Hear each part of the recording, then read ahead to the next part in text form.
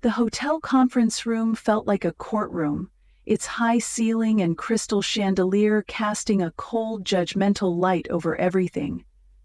My heels clicked on the polished hardwood floor, each step echoing louder than I wanted, as if announcing my arrival to a jury already set against me. My hand was wrapped tightly around Emma's, my 10-year-old daughter, her small fingers warm against my clammy palm. Her brown eyes darted around, curious but wary, like she could sense the weight of the room before I even said a word. I gave her a quick smile, the kind you force when you're trying to keep a child's world from cracking. "Laura, you've got some nerve showing up here." My brother Richard's voice sliced through the air, sharp and smug, like he'd been waiting to deliver that line all morning. He sat at the head of the long mahogany table, his gray suit crisp, his posture screaming control. His eyes, though, those were pure venom. "Mom cut you out of the will years ago. Didn't you get the memo when you ran off to chase your little journalism dreams?" I didn't answer, not because I didn't have words, but because I'd learned long ago that words don't change people like Richard. They just bounce off, like rain on a windshield. Still, his jab stung, a familiar ache that never quite dulled, no matter how many times I'd heard it. I pulled out a chair for Emma at the far end of the table, the one nobody else wanted, and sat beside her. The leather creaked under me, cold against my skin, and I kept my back straight, my face calm, even as my heart pounded. From the other side of the room, Aunt Helen let out a laugh, short and bitter, like she'd just tasted something sour. "I figured you'd at least have the decency to stay home, Laura," she said, her silver earrings glinting as she tilted her head. "Or did you come to say sorry to your mother now, when it's way too late?" Her words hung there, heavy, and I felt Emma shift closer to me, her shoulder brushing mine. I rested my hand on hers under the table. A silent promise that I'd shield her from this, no matter what.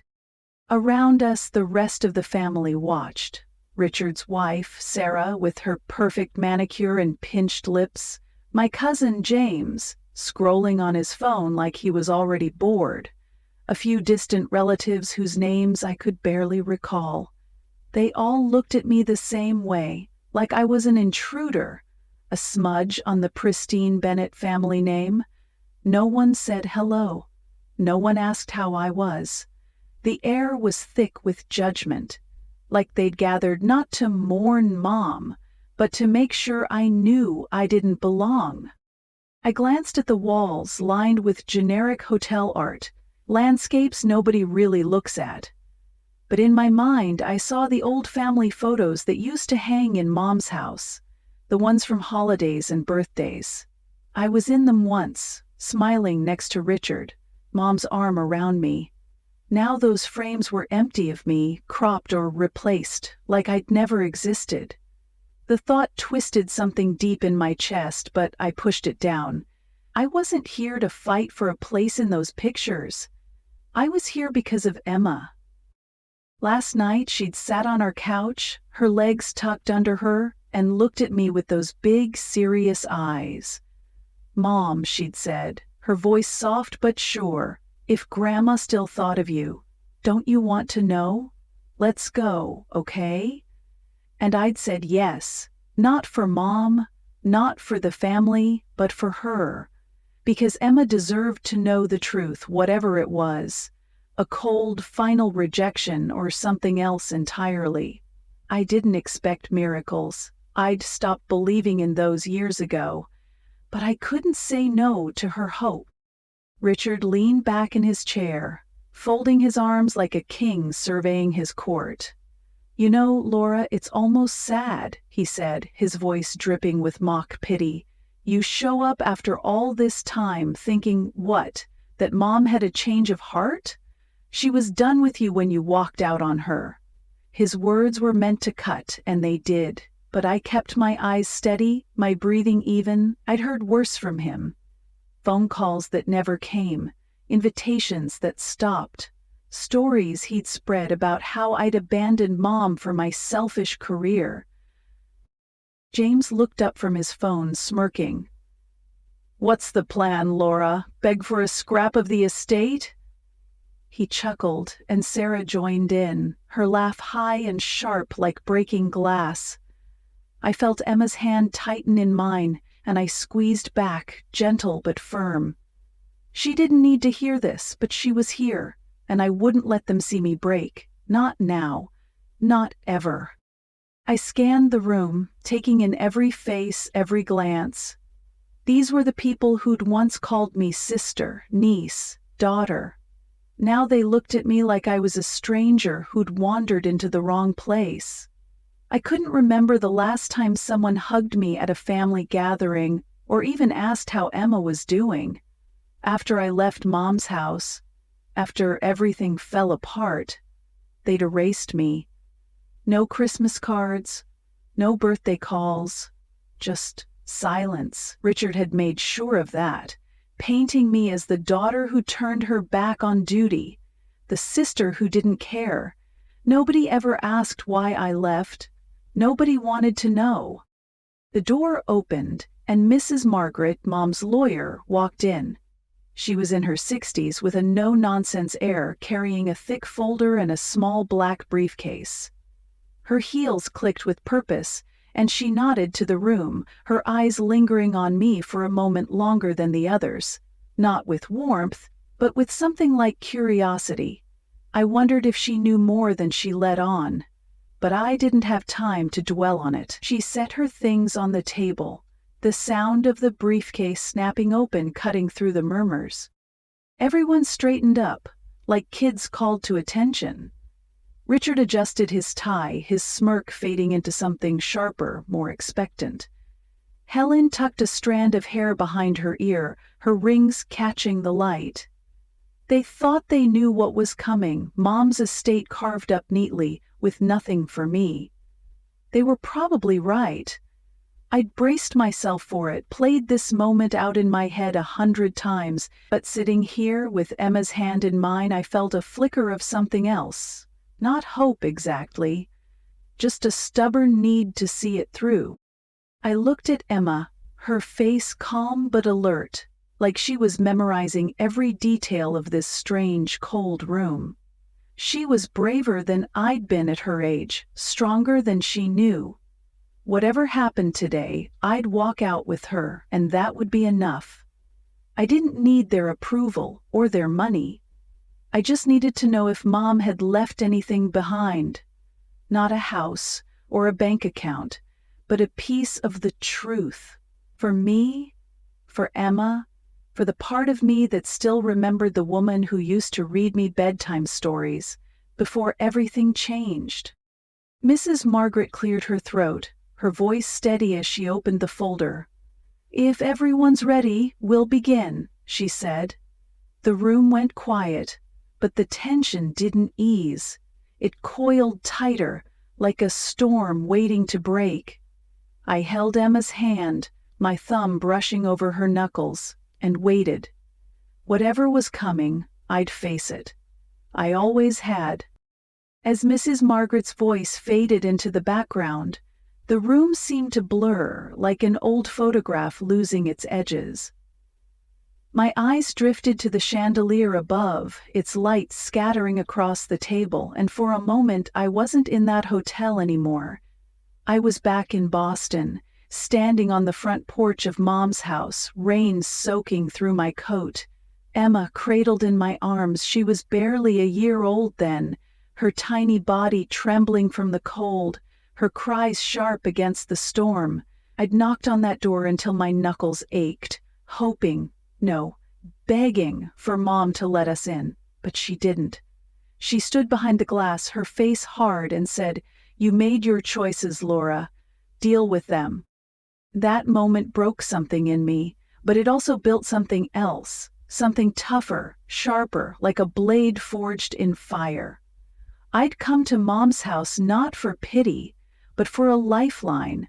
My marriage to Daniel had unraveled, leaving me with nothing but Emma and a suitcase of regrets. He wasn't just controlling, He chipped away at me, criticizing every article I wrote, every late night I spent chasing a story. "You're not good enough for this, Laura," he'd say, his voice calm but cruel. "Stick to something safe." By the time I left him, I'd lost my job at the newspaper, my confidence, everything except the need to keep Emma safe. I'd thought Mom would understand. She'd raised me alone after Dad died, pouring her energy into me and Richard, teaching us to stand tall. She used to sit with me at the kitchen table, reading my high school essays, her eyes bright with pride. "You've got a voice, Laura," she'd say. "Don't let anyone silence it."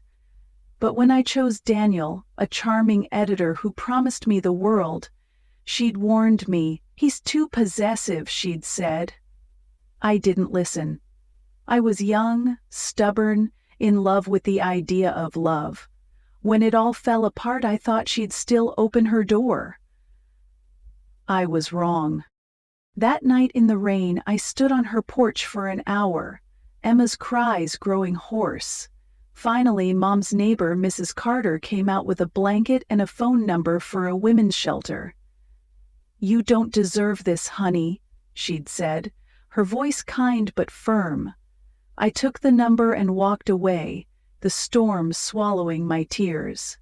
From that day on, I swore I'd never need that door to open again. If Mom didn't want us, I'd make a home for Emma myself. We ended up in a cramped apartment on the edge of the city, the kind with thin walls and a leaky faucet that never stopped dripping. I took any job I could, waitressing at night, proofreading during the day, until I clawed my way back to freelancing. My first published piece after the divorce was a feature on single mothers for a local magazine. It wasn't glamorous, but seeing my byline again felt like breathing after being underwater. Every dollar I earned went to Emma. New shoes when hers got tight, books from the thrift store, a cheap laptop so I could write while she slept. Those early years were a blur of exhaustion. I'd work until dawn, Emma curled up on the couch because we didn't have a proper bedroom. Sometimes I'd find her drawings tucked into my notebooks, stick figures of me and her, always holding hands. "You're my best friend, Mom," she'd say, and I'd hug her tight, hiding my tears. I didn't want her to see how scared I was, how often I wondered if I was enough, but I kept going, because giving up wasn't an option, not with her counting on me. Richard's voice had been the loudest in painting me as the villain. "Laura abandoned Mom," he'd tell anyone who'd listen. "She ran off to live her big city life, left us to pick up the pieces." He never mentioned Daniel, or how I'd called him once asking for help, only to hear him laugh. "You made your bed, sis," he'd said. "Lie in it." The family bought his story. Helen, James, all of them. They didn't ask why I'd left, why I hadn't come to Thanksgiving or called on Mom's birthday. They didn't want to know that I'd stopped calling, because every time I did, Mom's voice was cold, like she was talking to a stranger. I tried going back once, a few months after that night in the rain. Emma was almost 2, toddling around in a second-hand jacket. I brought her to Mom's, thinking maybe time had softened her. I'd written a piece that got some attention, thought it might make her proud, but when I knocked, Richard answered. "She doesn't want to see you," he said, blocking the doorway. "You're not welcome here." I left without a fight, Emma's hand in mine, her little face confused. That was the last time I tried. Over the years, I built a life for us. It wasn't perfect. Freelancing meant late payments and long hours, but it was ours. I wrote stories about people who'd overcome the odds, hoping somehow I was one of them. Emma grew into a quiet, thoughtful kid, always watching the world like she was piecing it together. She'd ask about Grandma sometimes, and I'd tell her the good parts. How Mom used to bake cookies with us, how she'd sing off-key to old jazz records. I left out the rest because I didn't want Emma to carry my pain. But I never stopped wondering about Mom. Did she read my articles? Did she ever regret shutting me out? Once, I sent her a copy of a magazine with my feature on the cover. No note, just my name in bold. She never responded, but I pictured her flipping through it, maybe pausing on my words. It was a fragile hope, the kind you hold on to even when it hurts. I didn't know if she'd thought of me in her final days, but I'd heard from a family friend that she'd been sick for months, fading quietly. Richard had been there, of course, playing the dutiful son. I wasn't invited to the hospital, not even at the end. Back in the hotel room, the memory of that rainy night lingered, sharp as ever. I looked around the table, at the faces that used to mean home. Richard was whispering to Sarah, his hand on hers, probably planning how they'd spend Mom's money. Helen was checking her watch, impatient for this to be over. James was back on his phone, smirking at something I couldn't see. They thought I was here to beg, to scrape for a piece of what they'd already claimed. They didn't know I'd come for something else. Closure, maybe, or just a final answer. Emma shifted beside me, her fingers still laced with mine. She was watching Mrs. Margaret, who was flipping through her folder, her glasses perched on her nose. I wondered what Emma saw in this room, what she'd remember years from now. I'd brought her because she'd asked, because she believed there was something worth hearing. But sitting here, surrounded by people who'd written me off, I wasn't sure. All I knew was that I'd face whatever came next, for her, for me, for the part of me that still wanted to believe Mom hadn't forgotten us completely. I took a deep breath, steadying myself as Mrs. Margaret's pen scratched against paper. The room felt smaller now, the air heavy with expectation. Whatever Mom had left behind, it was about to come to light, and I was ready. Or at least I told myself I was. The room seemed to hold its breath as Mrs. Margaret adjusted her glasses, her fingers steady on the thick folder in front of her.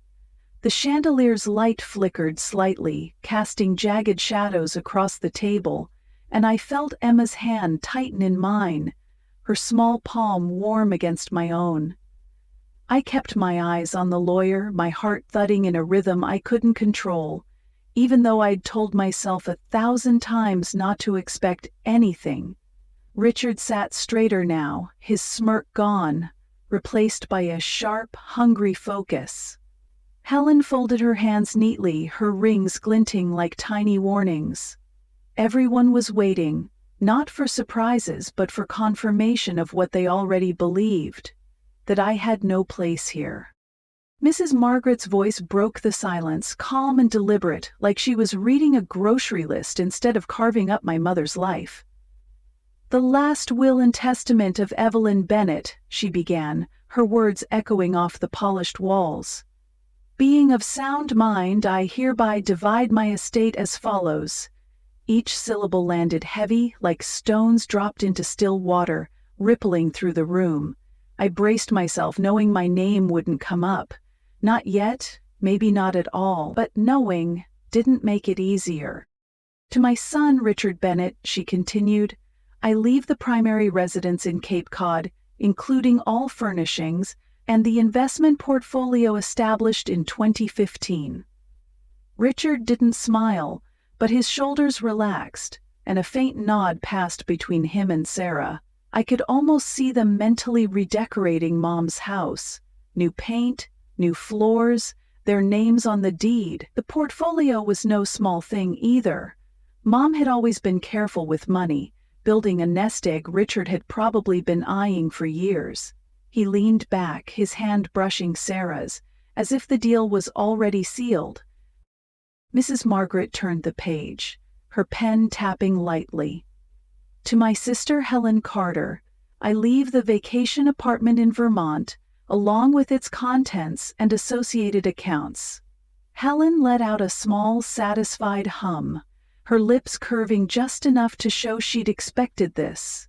The Vermont place was Mom's retreat, where she'd go to read or garden when the world got too loud.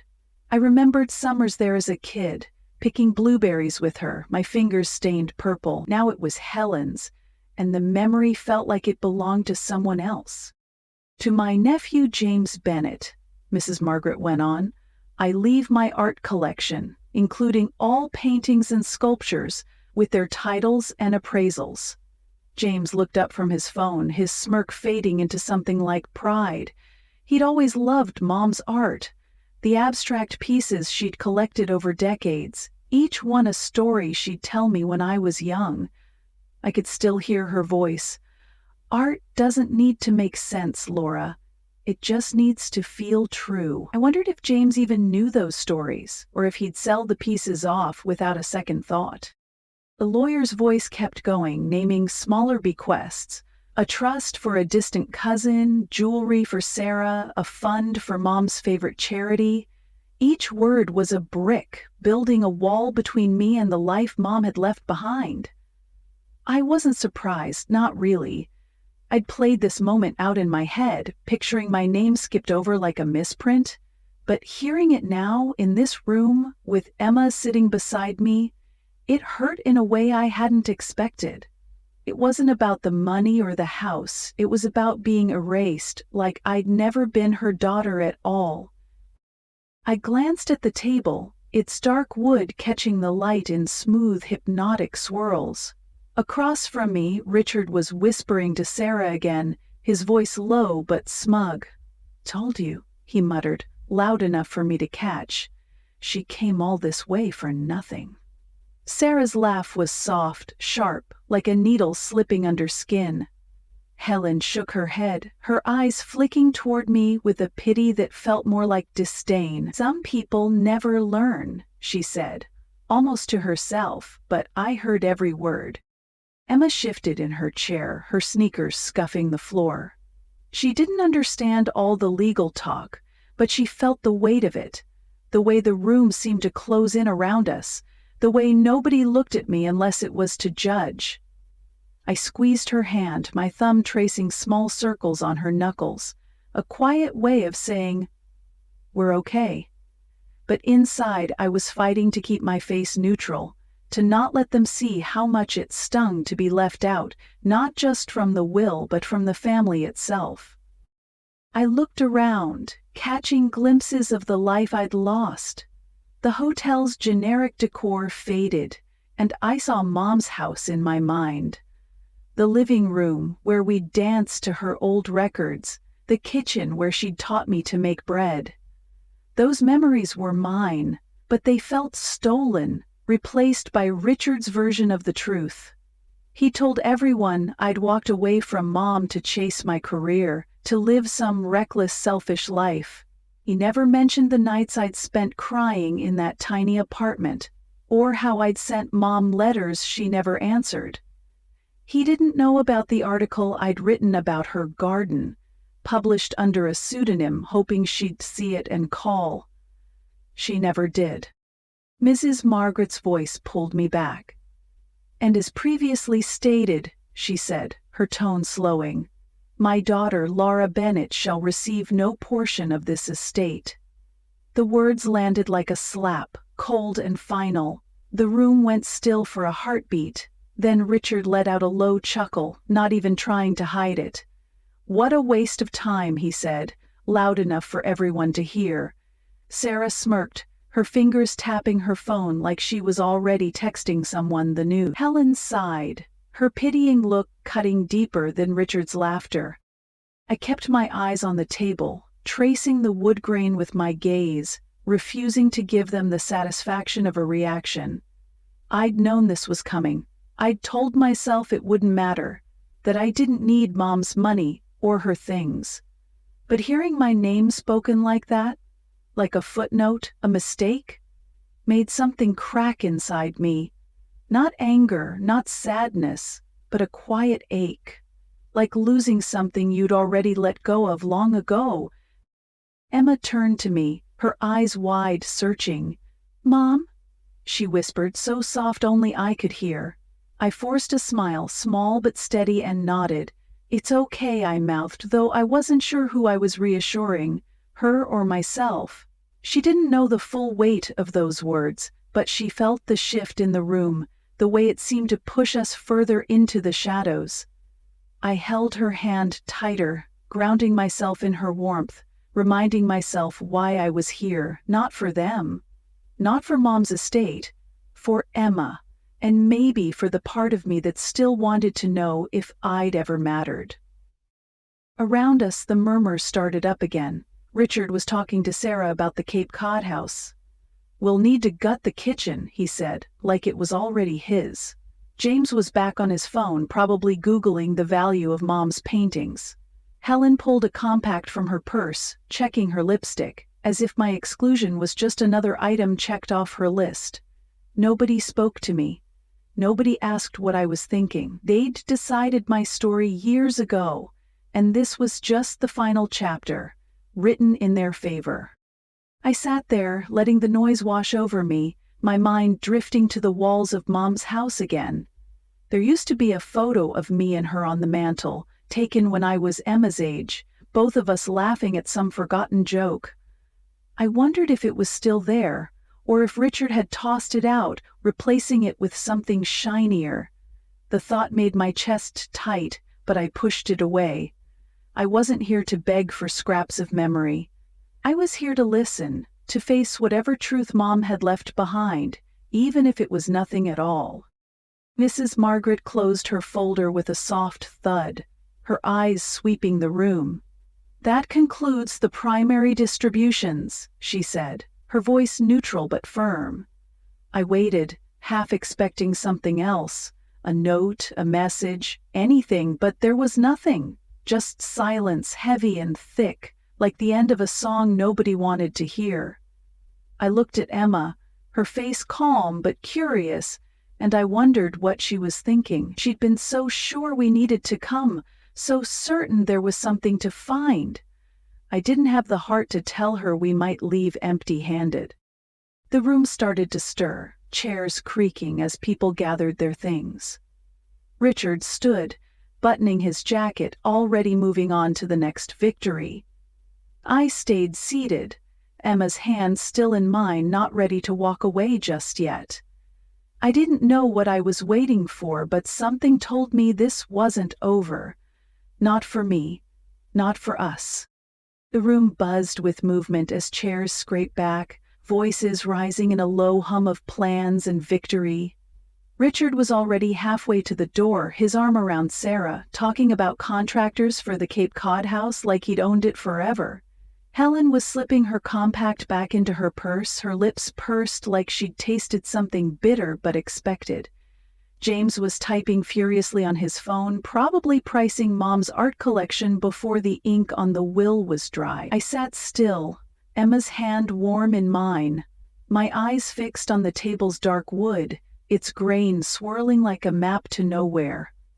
I should have stood up, should have taken Emma and left, but my legs felt heavy, like they were waiting for something I couldn't name. Emma shifted beside me, her sneakers scuffing softly against the floor. I glanced at her, expecting to see confusion or hurt in her eyes after hearing my name struck from Mom's will. But her face was calm, her brows furrowed in a way that reminded me of myself when I was chasing a story, piecing together clues. Before I could ask what she was thinking, she turned to Mrs. Margaret, who was gathering her papers at the head of the table. "Mrs. Margaret," Emma said, her voice small but clear, cutting through the room like a bell, "you forgot something. Grandma left a letter." The air froze. Richard stopped mid-step, his hand still on Sarah's shoulder. Helen's purse slipped an inch in her grip, her eyes narrowing. James looked up from his phone, his thumb hovering over the screen. Even Mrs. Margaret paused, her glasses glinting as she turned to Emma, one eyebrow raised. My heart lurched, a mix of shock and something sharper, like hope I didn't dare trust. "Emma," I whispered, my voice barely there, "what are you talking about?" She didn't look at me, not yet. Her eyes stayed on Mrs. Margaret, steady and sure, like she'd been preparing for this moment. She reached into her backpack, a faded blue thing she'd had since third grade, and pulled out a worn envelope, its edges creased, sealed with a strip of brown tape. In bold, familiar handwriting it read, "For Margaret. Open only if they forget what matters." My breath caught, my fingers trembling as I recognized Mom's script. The same slanted letters she'd used to write notes in my lunchbox when I was a kid. "Emma," I said again, louder this time, "where did you get that?" She turned to me then, her brown eyes bright, not with fear but with certainty. "Grandma gave it to me," she said, her voice soft but firm. "The last time I saw her, at the hospital. She told me to keep it safe, to give it to Mrs. Margaret if people forgot something important." Her words hit me like a wave, pulling me under. I hadn't known Emma had seen Mom near the end. I hadn't even known Mom had wanted to see her. My mind raced, trying to make sense of it, but all I could feel was the weight of that envelope, like it held more than paper. Mrs. Margaret stepped forward, her heels clicking as she reached for the envelope. The room was silent now, every eye on her, every breath held. Richard's face had gone pale, his jaw tight, like he was bracing for a blow he couldn't dodge. Helen clutched her purse, her knuckles white. James set his phone down, slow and deliberate, like he was afraid to move too fast. I couldn't look at them. I couldn't look anywhere but at Emma, my daughter who'd carried a secret I hadn't even guessed.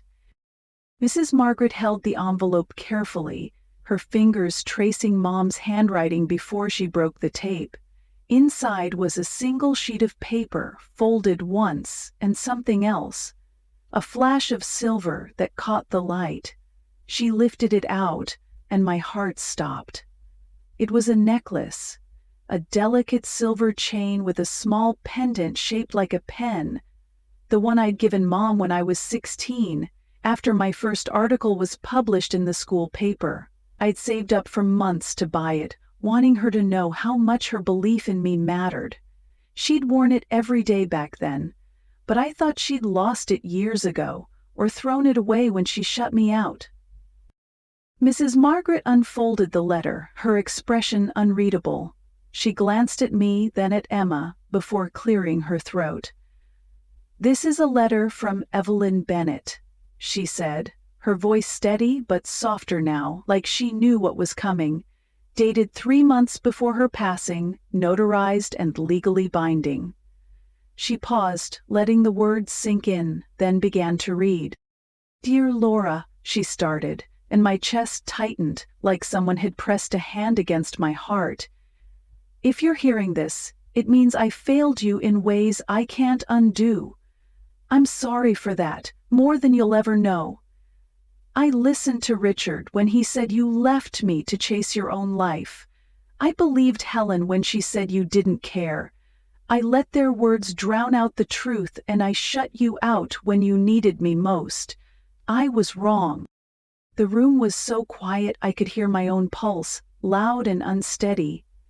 Emma leaned closer, her shoulder against mine, and I gripped her hand, afraid to breathe, afraid to miss a single word.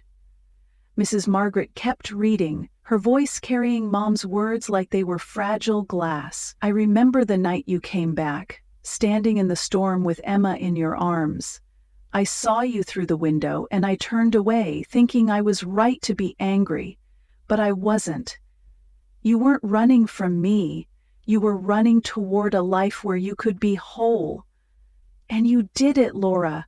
You raised Emma alone. You wrote stories that made people think, made them feel. I read every one of your articles, even the ones you hid under pen names. I kept them all." Tears burned my eyes, spilling over before I could stop them. I hadn't known she'd read my work, hadn't known she'd cared enough to look.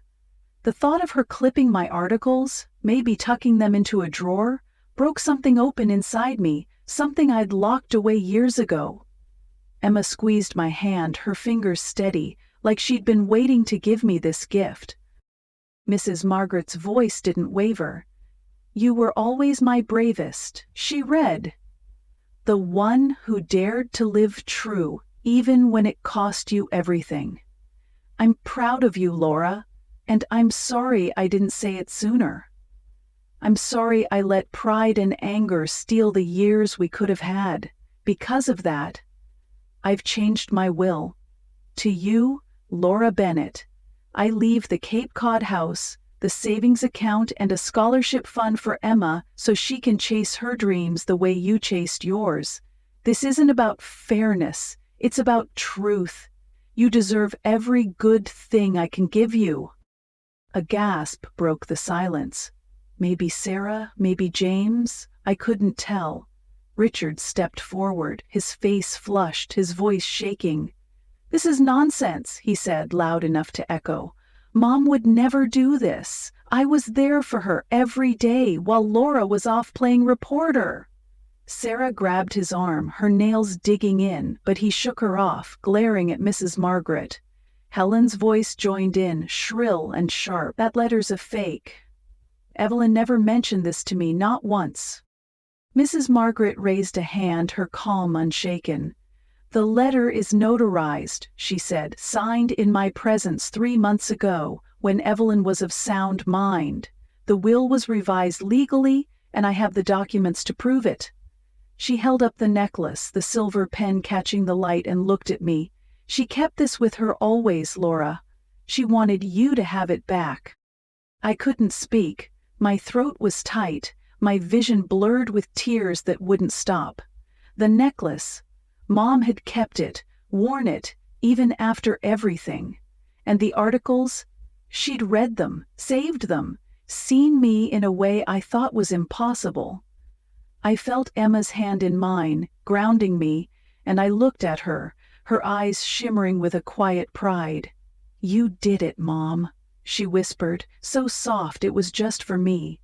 I wanted to pull her close, to thank her, but I couldn't move. Couldn't do anything but listen as the truth unfolded. Mrs. Margaret set the letter down, her fingers gentle, like she was handling something sacred. "There's one more thing," she said, her voice almost a whisper now. "Evelyn asked me to tell you, Laura, that she loved you. Always. She just didn't know how to show it until it was almost too late." The words landed soft but heavy, like a door closing on years of doubt. I closed my eyes, letting them sink in, letting them fill the empty places I'd carried for so long. Richard's voice cut through again, louder now, desperate.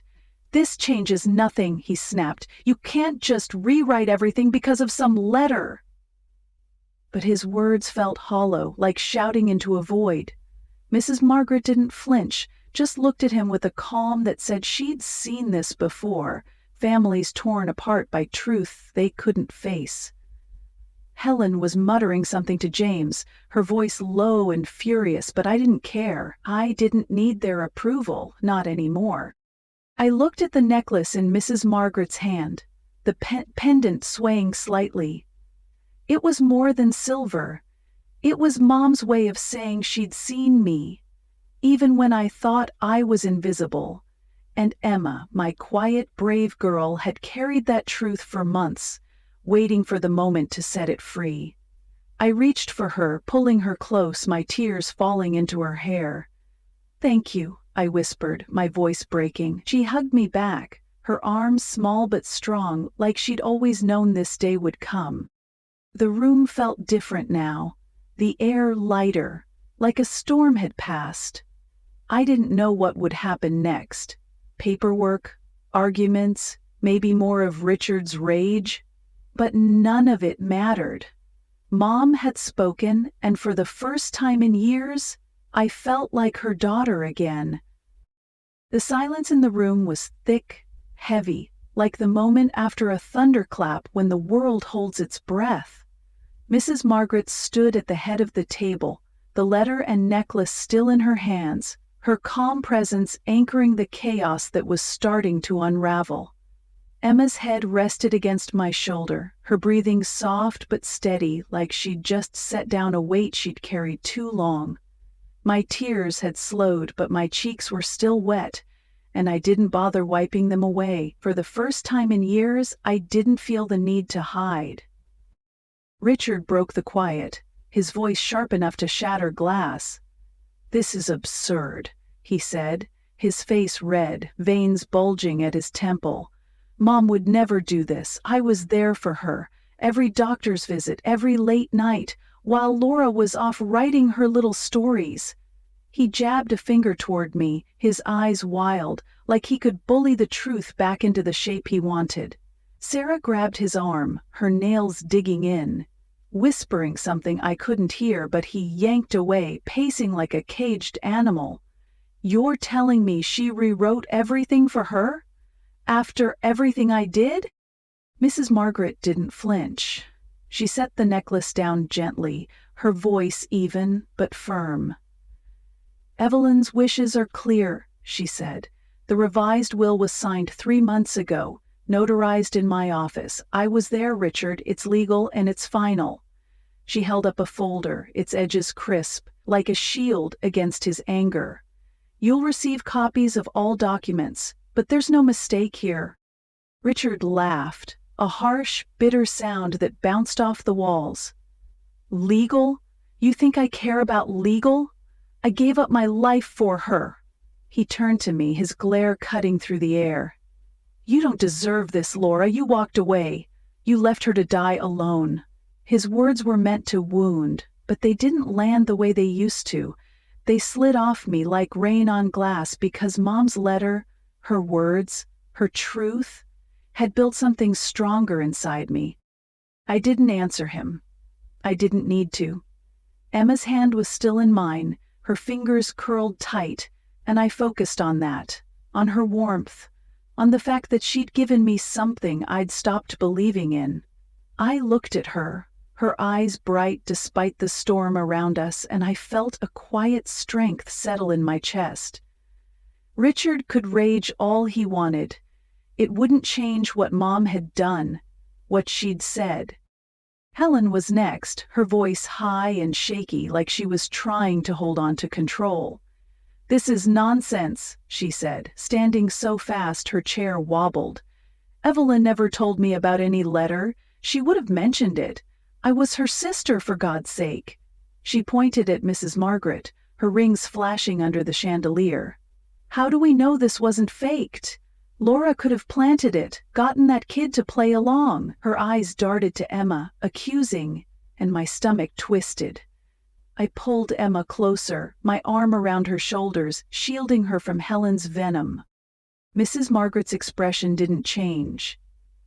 "The letter is authentic," she said, her tone leaving no room for doubt. "I notarized it myself, and the handwriting matches Evelyn's. The necklace, too. She wore it every day in her final months. I saw it." She looked at me, her gaze softening for a moment, like she understood what this meant. "There's no question here, Helen. Evelyn made her choice." Helen's face crumpled, not with sadness but with something uglier.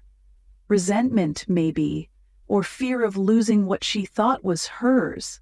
She grabbed her purse, muttering under her breath, and stormed toward the door. Her heels clicked fast, sharp, like she couldn't get out soon enough. The door slammed behind her, the sound echoing in the quiet, leaving a void where her presence had been. I didn't feel triumph, just a strange emptiness, like watching a piece of my past walk away. James was quieter, but his reaction hit me harder. He'd been my friend once, back when we were kids, sneaking cookies from Mom's kitchen, laughing until we couldn't breathe. Now he just stared at the table, his phone forgotten in his hand, his face caught between shock and something like betrayal. "I didn't think she'd do it," he said, almost to himself, his voice low. "Not like this." He stood, slow and heavy, grabbed his jacket, and walked out without looking at me. One by one, the others followed. Sarah, the distant cousins, their footsteps fading into the hall. No goodbyes, no apologies, just empty chairs and silence. Soon it was just us. Me, Emma, and Mrs. Margaret, in a room that felt too big for what was left. Emma lifted her head, her eyes searching mine, and I saw relief there, like she'd been holding her breath until now. "Are you okay, Mom?" she asked, her voice so soft it nearly broke me. I nodded, swallowing the lump in my throat, and brushed a strand of hair from her face. "Because of you, yeah," I said, my voice thick. "I'm okay." Mrs. Margaret sat down across from us, her folder closed now, her hands resting lightly on the table. "The revised will takes effect immediately," she said, her tone gentle, like she was speaking to friends, not clients. "There'll be paperwork to sign, but everything's in order. The house, the savings, the scholarship fund for Emma, it's all yours, Laura." She paused, her eyes meeting mine. "Evelyn wanted to make things right. I think she did." I nodded, unable to find words at first. I'd come here expecting nothing, braced for the kind of rejection I'd known for years. Instead, I'd gotten Mom's voice, her love, her regret, all wrapped in a letter I hadn't dared imagine. The house was a shock. The Cape Cod place where I'd learned to ride a bike, where Mom had taught me to name the stars, the savings, the scholarship fund for Emma, those were gifts I couldn't yet process. But what mattered most wasn't the money or the property, it was the necklace. The articles Mom had saved, the words she'd written to me. She'd seen me. She'd chosen me. I looked around the room, its cold light softer now, like the sun had shifted outside. This wasn't Mom's house, but it felt like her in a way. The way she'd always been precise, intentional, even when I didn't understand her. I thought of the moments we'd lost, the years we could have had if she'd opened that door, if I'd tried harder to reach her. But regret didn't own me anymore. What I felt wasn't anger or sadness, it was peace. Deep and quiet, like stepping into a room you'd forgotten was home. Emma leaned against me, her backpack slung over one shoulder, and I could feel her lightness, like she'd done what she'd come to do. I wondered how long she'd carried that envelope, how many nights she'd kept Mom's secret, waiting for the right moment. She was 10 years old, but she'd held on to something bigger than most adults could handle. I wanted to tell her how proud I was, how brave she'd been, but the words weren't enough. Instead, I hugged her tight, her hair tickling my cheek, and let the moment say what I couldn't. Mrs. Margaret stood, gathering her things with a small smile. "I'll be in touch soon," she said, her voice warm. "Take your time, Laura, this is a lot to carry." She walked out, her heels clicking softly, leaving us alone in the room that had held so much pain and so much truth. I looked at Emma, her eyes bright with something new.